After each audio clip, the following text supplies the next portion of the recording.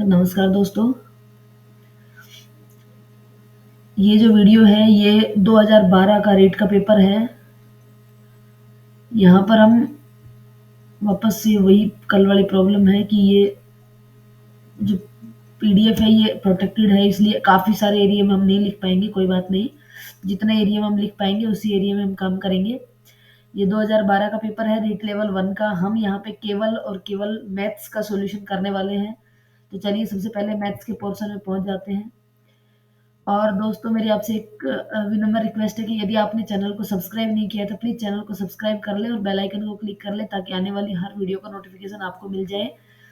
और इस चैनल पर आपको रीट लेवल 1 का गणित, रीट लेवल 2 का गणित और रीट लेवल 1 का पर्यावरण, इससे संबंधित वीडियो यहाँ पे मिल जाएंगी। और जो भी वीडियो अगर आप चाहते हैं, कोई अन्य वीडियो या किसी टॉपिक पर, विशेष टॉपिक विशेष पर, तो वो भी वीडियो आपके लिए अवेलेबल करवाई जाएगी। तो सबसे पहले हम यहाँ पे सोच रहे हैं कि सबसे पहले तो हम पेपर कर लें ताकि हमें ये आइडिया लग जाए कि परीक्षा में जो प्रश्न पूछे जाते हैं वो किस प्रकार के पूछे जाते हैं। उसके बाद फिर हम सिलेबस पर चलेंगे। ठीक है, तो यहाँ पे ये आ गया हमारा मैथ्स का सिलेबस, मैथ्स का क्वेश्चन पेपर। ये रहा, देखिए सेक्शन नंबर 4। सेक्शन 4 में टोटल मैथ्स के टोटल 30 क्वेश्चन है। जिस एरिया में लिख पाएंगे उसी में लिखेंगे, जो प्रोटेक्टेड है उसमें नहीं लिख पाएंगे, कोई बात नहीं। हम देखिए पहला प्रश्न है, गणित सभी विज्ञानों का द्वार एवं कुंजी है, यह शब्द कहे थे। ऑप्शन ए रोजर बेकन ने, ऑप्शन बी हैमिल्टन ने, प्लेटो ने या बेंडेड रेसल ने। तो ऑप्शन ए इसका सही जवाब होगा, रोजर बेकन ने। गणित सभी विज्ञानों का द्वार और कुंजी किसने कहा था? बेकन ने कहा था। दूसरा प्रश्न है, गणित के अध्ययन में एक बच्चे में किस गुण का विकास होता है? आत्मविश्वास का विकास होता है कि तार्किक सोच का विकास होता है कि विश्लेषण सोच का विकास होता है कि या इनमें से सभी? तो यहाँ पे ऑप्शन डी आ जाएगा, इनमें से सभी। क्योंकि गणित के अध्ययन से बच्चे में आत्मविश्वास भी बढ़ता है, तार्किक सोच भी डेवलप होती है और विश्लेषणात्मक सोच भी उत्पन्न होती है। नेक्स्ट तीसरा प्रश्न, प्राथमिक स्तर पर गणित का महत्व है। प्राथमिक स्तर पर गणित का महत्व क्या है? सांस्कृतिक, मानसिक, व्यवहारिक या आध्यात्मिक? प्राथमिक स्तर पर गणित का महत्व है, किस प्रकार का महत्व है? तो ऑप्शन सी आ जाएगा यहाँ पे, व्यवहारिक। नेक्स्ट चौथा प्रश्न, देखिए 2011 का पेपर हमने कल सॉल्व किया था। यदि उसकी वीडियो आपको देखनी है तो उसका लिंक आपको ऊपर आई बटन में और नीचे डिस्क्रिप्शन बॉक्स दोनों जगह मिल जाएगा। वहां जाकर के आप 2011 का जो मैथ्स का पेपर है उसका सॉल्यूशन देख सकते हैं। तो नेक्स्ट प्रश्न है चौथा, सामान्य से विशिष्ट का सिद्धांत निम्न में से किस में प्रयोग होता है? आगमन विधि में, निगमन विधि में, विश्लेषण विधि में या संश्लेषण विधि में? तो यहाँ पे जो है इसका आंसर आ जाएगा ऑप्शन बी।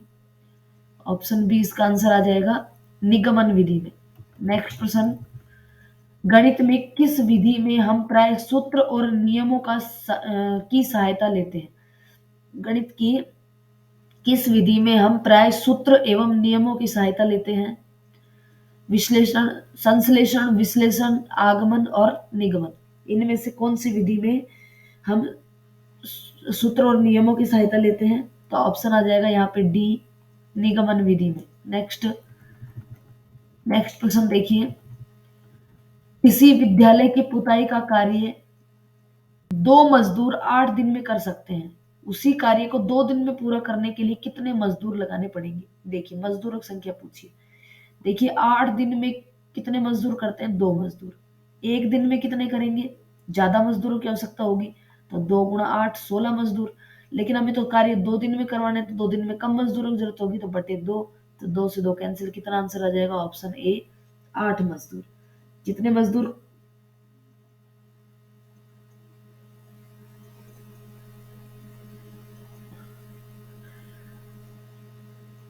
2 मजदूर 8 दिन में कार्य कर सकते हैं। 8 दिन में करेंगे 2 मजदूर, एक दिन में करेंगे 16 मजदूर। सही है, कार्य को 2 दिन में पूरा करवाने के लिए मजदूर कितने लगाने पड़ेंगे? तो 2 दिन में करवाना है तो मजदूर 1 दिन से आधे हो जाएंगे, तो ये हो जाएंगे, सही है, 8 मजदूर। तो ऑप्शन आ जाएगा ए। नेक्स्ट, राम के परिवार में 3 और मोहन के परिवार में 5 बच्चे हैं। प्रत्येक अपने बच्चे की शिक्षा पर 450 रुपए मासिक खर्च करता है। किसके परिवार का प्रत्येक बच्चे की शिक्षा पर औसत खर्च अधिक और कितना अधिक होगा? देखिए, 450 रुपए खर्च करता है राम 3 बच्चों पर, यानी कि एक बच्चे पर कितना करेगा? 150 रुपए। जबकि 5 बच्चों पर करता है तो मोहन करता है तो वो करेगा 90 रुपए। तो औसतन कौन अधिक खर्च करता है? औसतन राम अधिक खर्च करता है। कितने रुपए अधिक करता है? तो 90 और 150 के बीच में कितना अंतर है? 60 रुपए का। तो ऑप्शन ए आ जाएगा, राम 60 रुपए अधिक खर्च करता है। नेक्स्ट प्रश्न, एक व्यक्ति 90 रुपए की वस्तु को 10% लाभ पर बेचता है, तो वस्तु का विक्रय मूल्य ज्ञात करो। देखो, 90 रुपए क्रय मूल्य है, सीपी है 90 रुपए, एसपी निकालना है, सीधा सीधा चलना है, लाभ है तो 110 हो जाएगा। तो 90 गुणा 110 बटे 100, 2 जीरो से 2 जीरो कैंसिल, 11×9 99। तो कितने रुपए में बेचेगा? ऑप्शन सी, 99 रुपए में। तब उसे 10% का लाभ होगा। नेक्स्ट प्रश्न, 500 रुपए पर 1 वर्ष का सरल ब्याज 1% मासिक दर से क्या होगा? मासिक दर से 1 वर्ष का।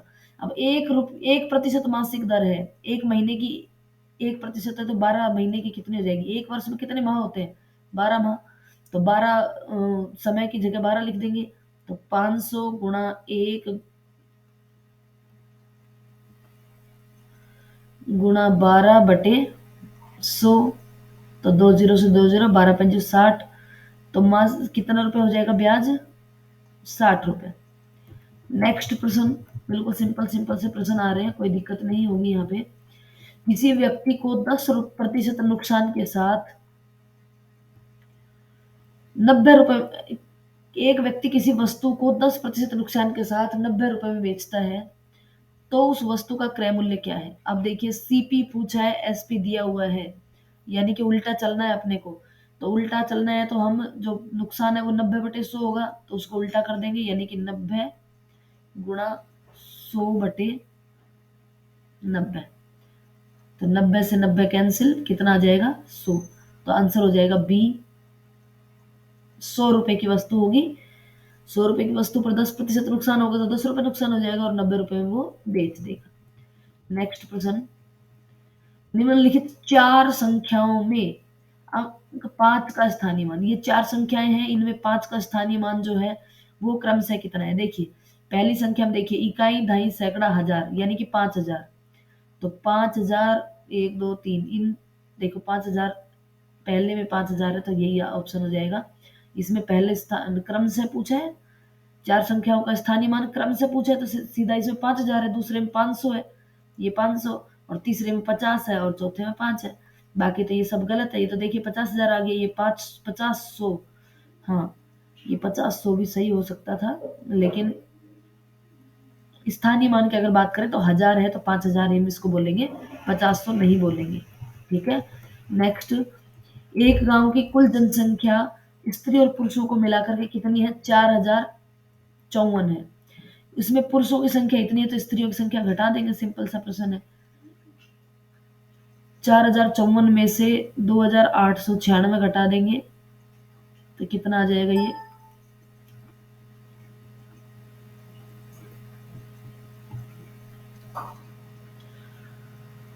ये कितना आ जाएगा? देखिए, ये 14 में से 6 घटाएंगे तो बच जाएगा, यहाँ पे, यहाँ हम लिख नहीं पाएंगे, इधर लिख देते हैं, बचेगा 8, यहाँ बचेगा, फिर वापस से 14, 14 में से 9 घटाएंगे तो अब की बार बचेगा 5, यहाँ हो जाएगा 9, 9 में से 8 घटाएंगे तो 1, यहाँ 3 में से, यानी कि 1158, ये आंसर हो जाएगा हमारा। नेक्स्ट प्रश्न, एक विद्यालय में 6 कक्षाओं में कुल विद्यार्थियों की संख्या 642 है। यदि प्रत्येक कक्षा में विद्यार्थियों की संख्या समान है तो प्रत्येक कक्षा में कितने विद्यार्थी?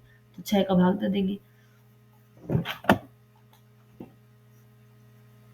642 डिवाइडेड बाई छह से भाग देंगे तो छह एकम छह, छह सत्ता 42, 107। ऑप्शन हो जाएगा इसका B, option B. Next question, 25 पैसे के 10 सिक्कों का मूल्य निम्न में से किसके बराबर है? देखो 25 पैसे के 10 सिक्के कितने रुपए हो जाएंगे, पहले ये देखो। 25 पैसे के 10 सिक्के हैं तो कितने रुपए हो जाएंगे? 2.5 रुपए हो जाएंगे। 2 रुपए 50 पैसे। अब इनमें से 2 रुपए 50 पैसे किसके बराबर नहीं है? तीन में होगा, एक में नहीं होगा। देखो 1 रुपए के 2 सिक्के 2 रुपए हो गए, और 50 पैसे के 2.5 रुपए हो गए। 1 रुपए का एक सिक्का और 50 पैसे के 3 सिक्के, तो 1 रुपए का एक सिक्का तो 1 रुपया हो गया, और 50 पैसे के 3 सिक्के 1.5 रुपये हो गए, तो 1.5 और एक 2.5, ये भी हो गया। 1 रुपए के 2 सिक्के और 25 पैसे के 2 सिक्के, तो 25 पैसे के 2 सिक्के से 50 रुपए और 2 रुपए, वो 2.5 हो गया। 1 रुपए के 2 सिक्के 2 रुपए हो गए, और 50 पैसे का एक सिक्का 2.5 रुपए, और ये 75 पैसे, जो 25 पैसे एक्स्ट्रा बच गए, तो ये नहीं होगा, तो ऑप्शन हो जाएगा यहाँ पे डी। नेक्स्ट,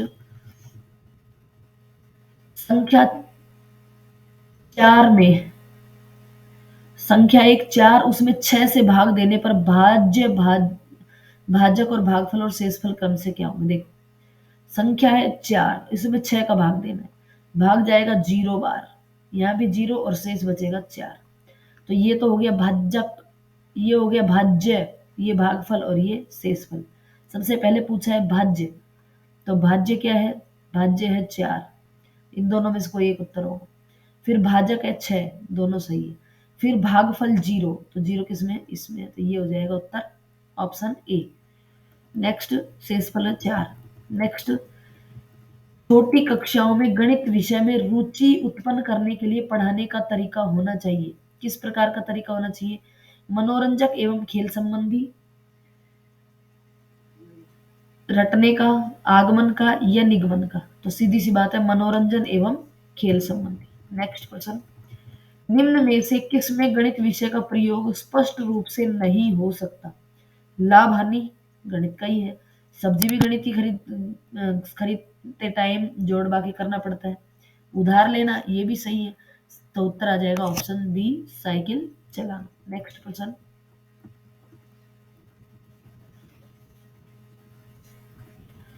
राम खेल खेल में निम्न प्रकार से 3 गेंदों को लगाता जा रहा है, 3 इसमें लगाई, फिर 3 लगाई, फिर 3 लगाई, फिर 3 लगाई, फिर 3 लगाई, फिर 3 लगाई। तो उसके इस खेल में मोहन एक तालिका बना रहा है, चिन्हों की संख्या 1 और गेंदों की संख्या 3, यानी कि जब एक बार बनाया तो गेंद कितनी थी? 3 थी। जब 2 लगाए तो गेंद कितनी हो गई? 6 हो गई। 3 में गेंद कितनी हो गई? 9 हो गई। दोनों बच्चों के कार्य के अवलोकन से क्या निष्कर्ष निकलता है? राम खेल रहा है और मोहन गणित कर रहा है। राम और मोहन दोनों सामान्यीकरण करने की कोशिश कर रहे हैं। राम और मोहन दोनों केवल खेल रहे हैं। राम गणित कर रहा है और मोहन खेल रहा है। देखो दोनों ही बच्चे सामान्यीकरण करने की कोशिश कर रहे हैं। देखो राम तो खेल रहा है, सही बात है, और मोहन गणित कर रहा है, ये गणित भी कर रहा है, तो लेकिन वो भी तो गणित कर रहा है, खेल थोड़ी रहा है। तो यहाँ पे राम और मोहन दोनों ही सामान्यीकरण करने का प्रयास कर रहे हैं। नेक्स्ट,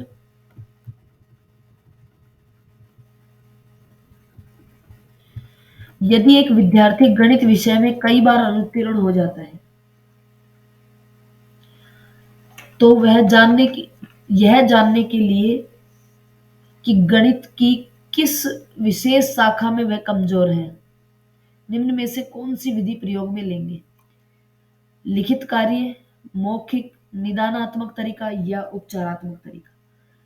तो बार बार अनुत्तीर्ण हो रहा है, तो इसके मतलब है कि उसमें निदानात्मक तरीका उसके लिए काम में लेंगे। नेक्स्ट है, छात्र गणितीय गणनाओं में गति प्राप्त कर सकता है चर्चा या वाद विवाद द्वारा, मौखिक कार्य द्वारा, लिखित कार्य द्वारा, या अभ्यास द्वारा? तो ऑप्शन डी, अभ्यास द्वारा।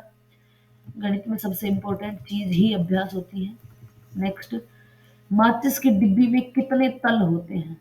माचिस की डिब्बी में कितने तल होते हैं? How many planes? प्लेन्स यानी कि सरफेस, तो कितने तल होंगे?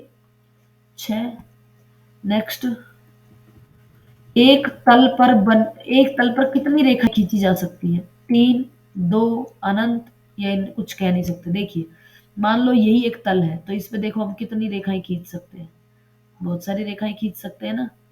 तो यहाँ पे ऑप्शन क्या जाएगा, सी, अनंत। एक तल पर अनंत रेखाएं खींची जा सकती है। नेक्स्ट, यदि दो समांतर रेखाओं को एक तिर्यक रेखा काटती है तो उससे बनने वाले कोणों के लिए निम्न में से कौन सा कथन सत्य नहीं है। दो समांतर रेखाएं और उसको एक तिर्यक रेखा काटती है तो कौन सा कथन गलत है, ये पूछा है।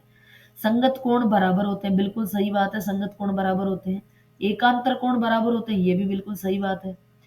तिर्यक रेखा के एक और बने अंतः कोणों का योग दो समकोण के बराबर होता है, ये भी सही है।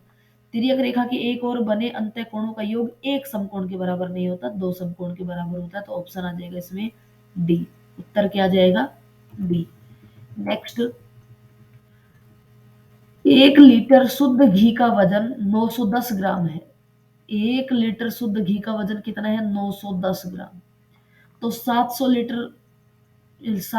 ml घी का वजन कितना होगा, देखिए 1 लीटर को हम मिलीलीटर में बदल लेते हैं, तो 1 मिलीलीटर मतलब कि 1 लीटर का मतलब 1000 ml। तो 1000 ml का जो वजन है वो है 910 ग्राम। तो 1 ml का वजन कितना हो जाएगा, डिवाइडेड बाई 1000। और 700 का पूछा है तो मल्टीप्लाई बाई 700।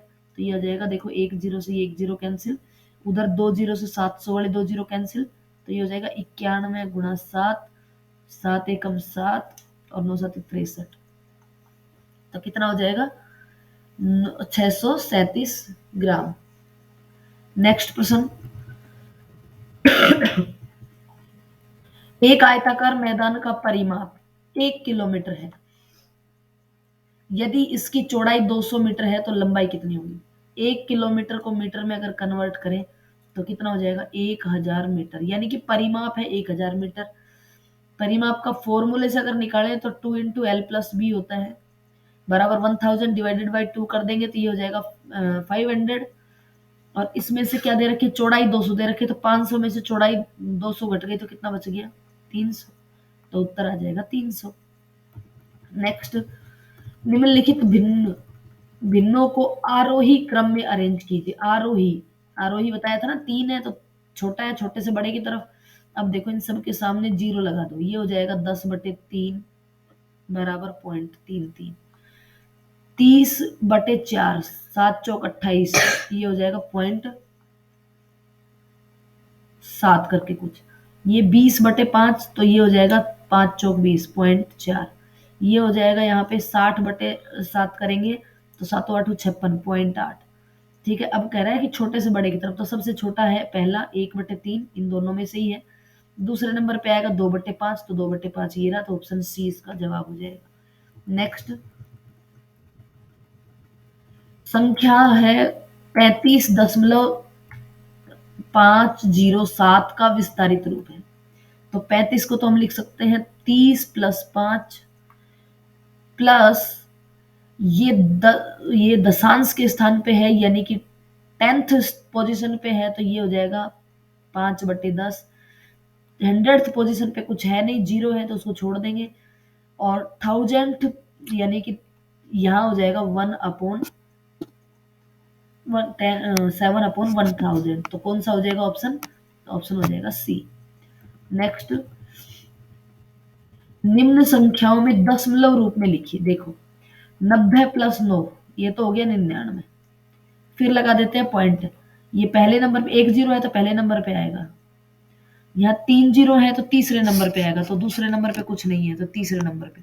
फिर यहाँ पे 1 2 3 4 5 जीरो थे, पांचवें नंबर पे आएगा 3 4 और ये 5, यहाँ पे 9 आएगा, लिखा नहीं जा रहा है, ये 9 आ जाएगा, यहाँ पे ये आ जाएगा 99.90909। तो यहाँ पे देखो ये कहाँ पे है, ये है ऑप्शन नंबर डी। तो इसका जवाब हो जाएगा ऑप्शन डी।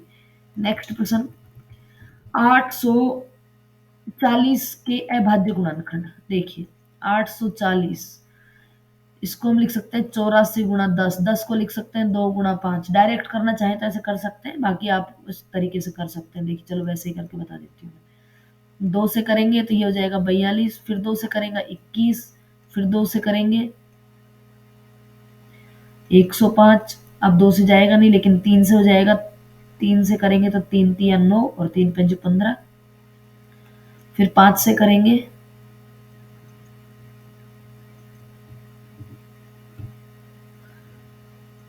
5 से करेंगे तो यहाँ बच जाएगा 7। तो कितना हो जाएगा, 2 3 बार, ये रहा 2 3 बार, और 3।